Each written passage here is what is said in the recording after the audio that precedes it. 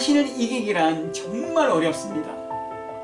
내 자신이 주인이 된다는 것은 우상 숭배와 똑같은 거거든요.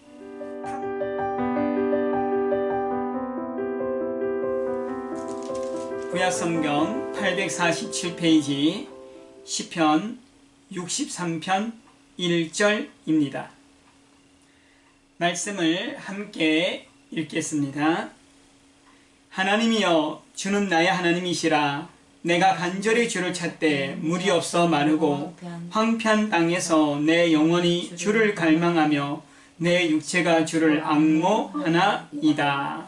아멘. 네, 오늘 이렇게 주물의 예배를 참석하시는 지사님들 가정, 또 함께 또 이제 예배를 사모하시는 모든 분들 주님의 이름으로 사랑하고 축복하고 환영합니다. 오늘 시 63편 말씀을 가지고 하나님께서 주시는 힘이라는 주제로 말씀의 은혜를 나누고자 하는데요. 이 63편의 표제를 보면 다윗의 시 유다 광야에 있을 때에 이렇게 되어 있습니다. 유다 광야에 있을 때라는 것은 다윗이 사울에게 의해서 쫓김을 당하고 있을 그때에 다윗에게 있어서는 참으로 괴롭고 힘든 그러한 시간대에, 너무 힘든 때에, 그러한 때에 하나님 앞에 찬양하며 그의 마음을 쏟아놓은 시라고 볼 수가 있습니다. 오늘 이 말씀에 보면 다윗이 아주 의미심장한 고백을 합니다. 첫 번째 고백은 이런 고백입니다.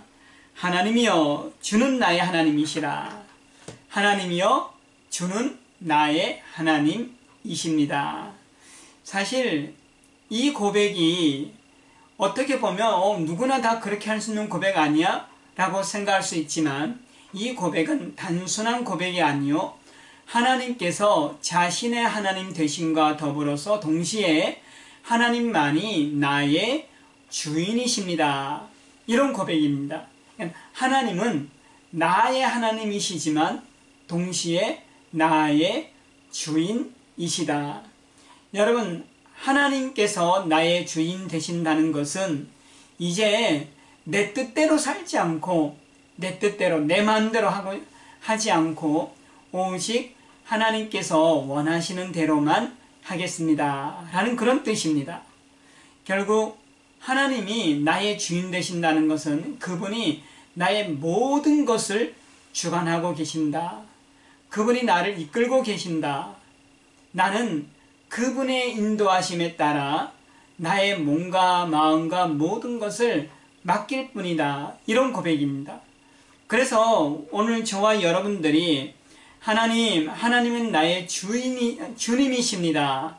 나의 주, 나의 하나님 이렇게 고백을 할 때는 그 고백 안에는 하나님만이 나를 이끌어 가시고 나의 주인 되시는데 나는 하나님께 나의 몸과 나의 마음과 나의 모든 것을 계획까지도 하나님 앞에 맡길 뿐입니다.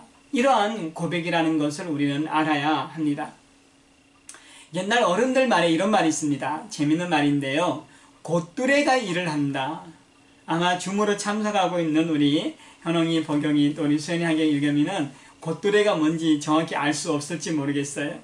근데 곧두레라는 것은요, 소의 코에다가 끼우는, 코를 뚫어서 끼우는 둥근 나무 막대기입니다.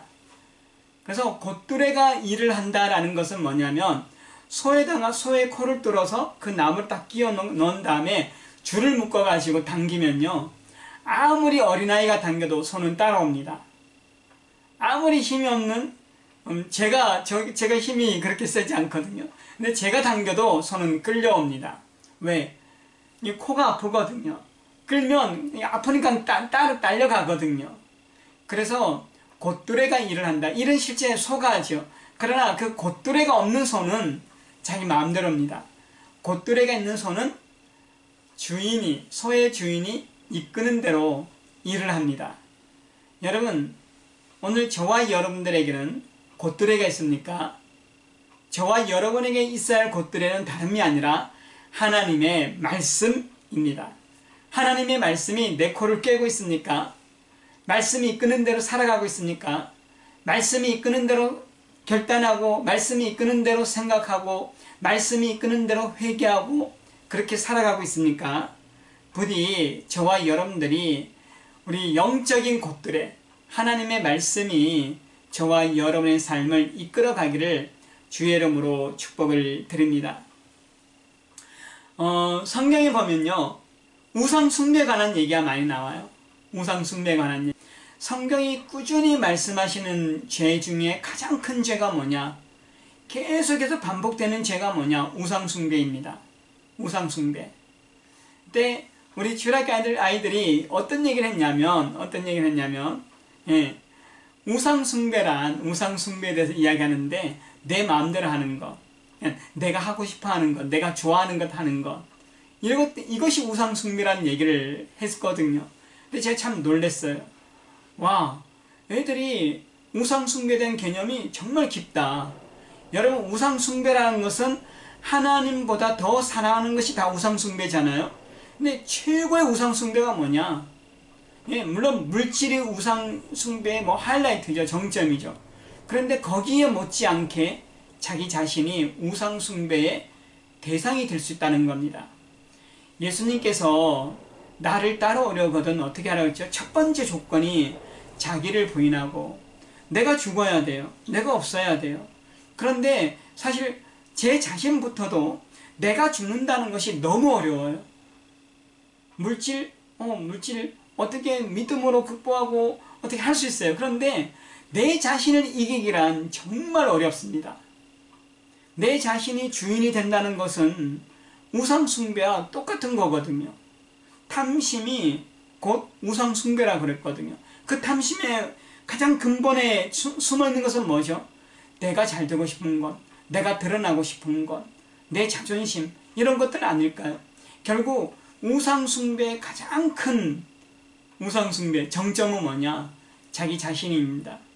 물론 물질이기도 해요. 물질도 그에 못지않는 우상 숭배의 정점이고요. 자기 자신도 마찬가지예요. 결국 여러분, 오늘 저와 여러분들이 하나님이 주인 된다는 것은 내가 정말 그동안 섬겨왔던 내 자신, 나도 모르게 섬겼던 내 자신을 부인하는 것, 이것이 되지 않으면 하나님을 섬길 수 없다는 겁니다. 다윗은 그것이 된 사람이에요. 다윗은 물론 잘못할 때가 있었죠. 밧세바와 가는 사건이 있었습니다. 우리야도 죽여라 해서 이제 거의 사실 다윗이 죽인 거는 다름없죠. 다윗도 잘못한 게 있습니다. 다윗도 자기 뜻대로 할 때가 있었어요.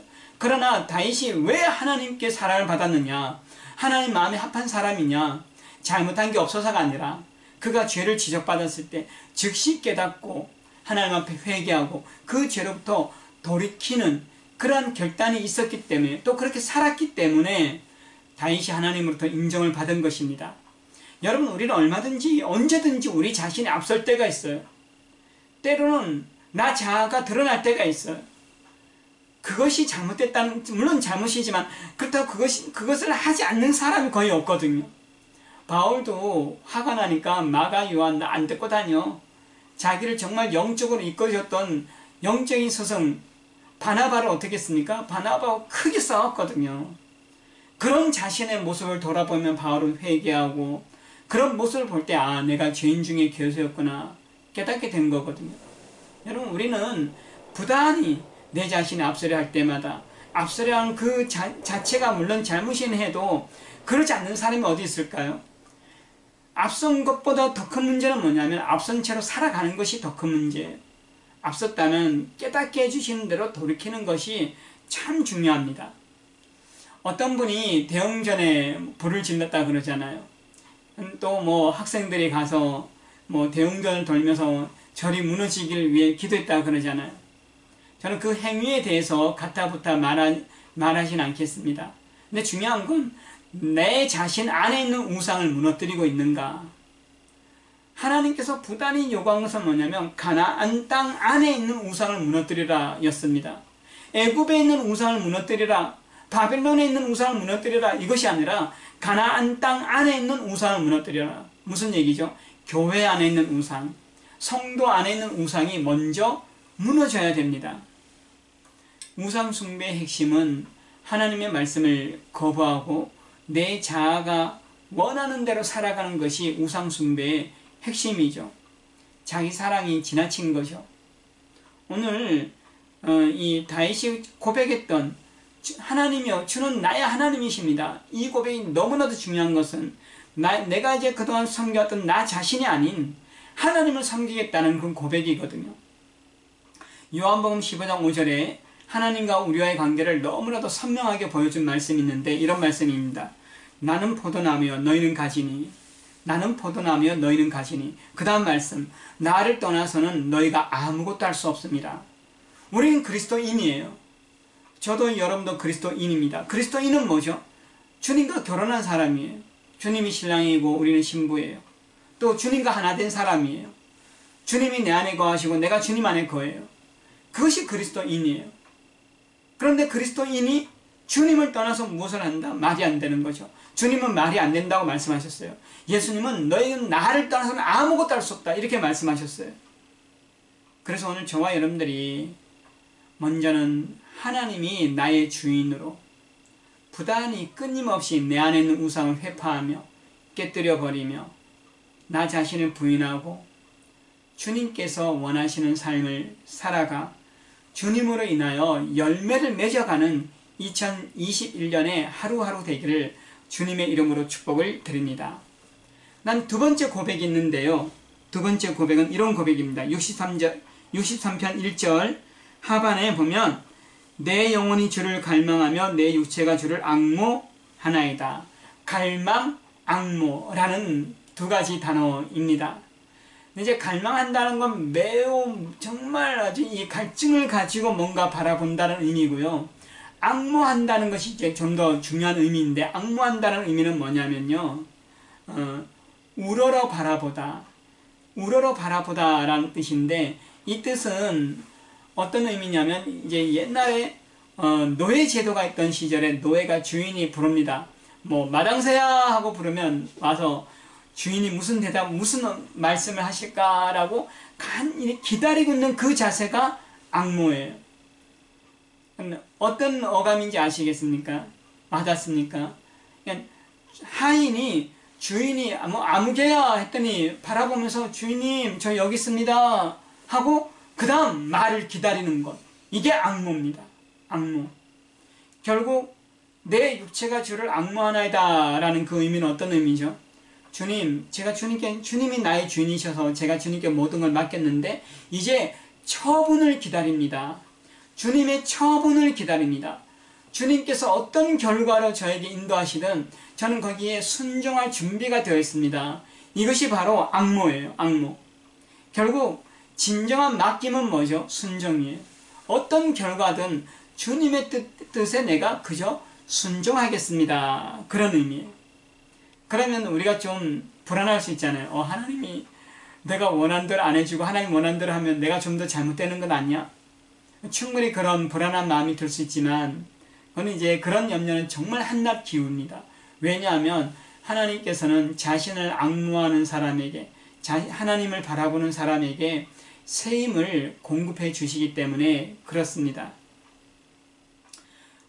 요즘에 코로나 백신이 이제 관심사잖아요. 우리가 뭐 2월부터 맞아서 내년 9월까지 이렇게 쭉 뭐 백신을 사용하겠다 그렇게 이야기를 합니다.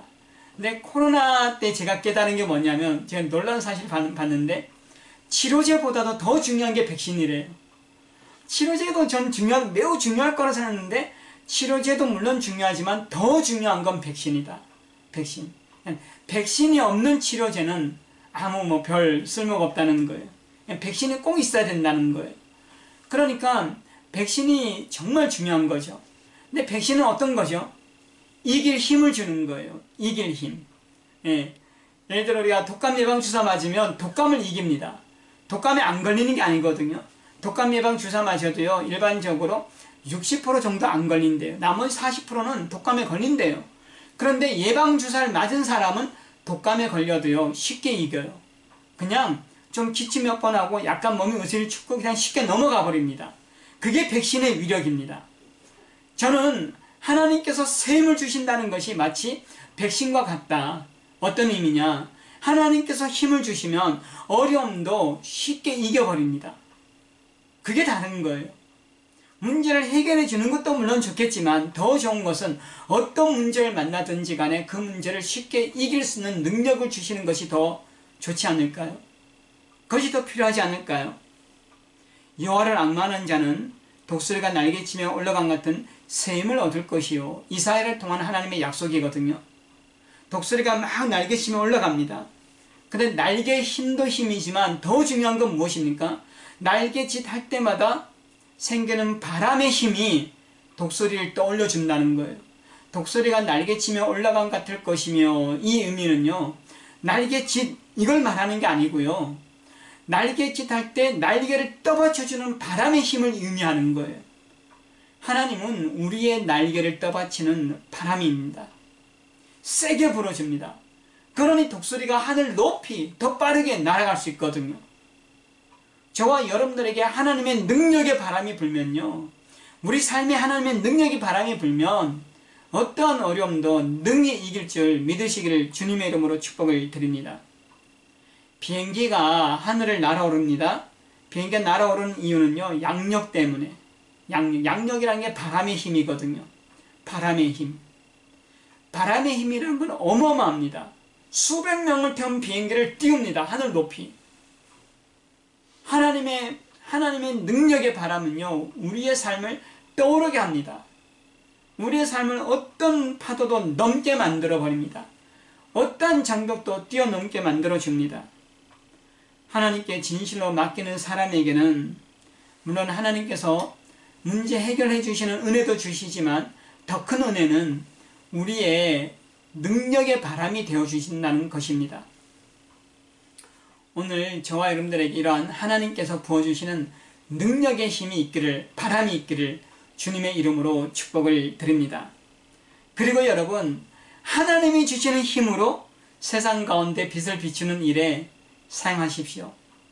또 하나님이 주시는 힘으로 예배와 기도의 자리, 말씀의 자리를 지키는 일에 사용하시기를 바랍니다.